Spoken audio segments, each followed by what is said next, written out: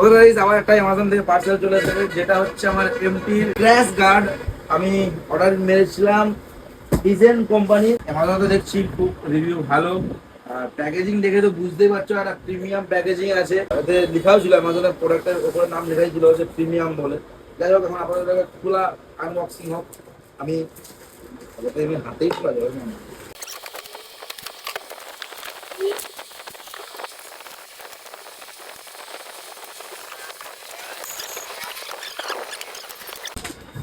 এসে গেছে আমাদের MT-15 crash guard, premium quality.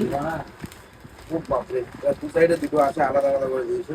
Middle আবার এটা পার্টিশন দিয়ে দিয়েছিল। কোয়ালিটি আছে।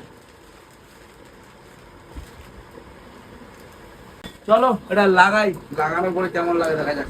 ওকে, তো আমি আমার এমটিতে ক্র্যাশ গার্ড লাগিয়ে নিয়েছি, আর লুকটা কেমন লাগছে জাস্ট তোমরা দেখে কমেন্ট সেকশনে জানিও কেমন লাগছে, ঠিক আছে। Look at my empty. ও ভাই সাব, কি লাগছে সিরিয়াসলি, আমার তো খাতারনাক লাগছে। কার কেমন লাগছে কমেন্ট করে জানিও। এখানে আমার কয়েকটা র্যাপিং করতে হবে।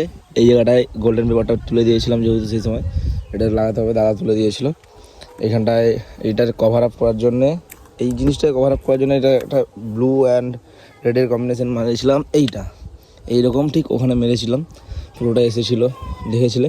সে আজ থেকে অনেক দিন আগে মেরেছিলাম। তারপরে আর স্টিকারিং করা হয়নি, খালি ওই স্টিকারিং কয়েকটা করতে হবে। গোল্ডেন পেপার এটা তুলে দেবো, তুলে অন্য কোনো স্টাইল সেম ডিজাইন করবো না, বেকার লাগবে। অন্য কোনো নতুন কোনো স্টাইল করতে হবে। যাই হোক, তোমরা কমেন্ট সেকশনে জানাও কেমন লাগছে আমার এমটিকে।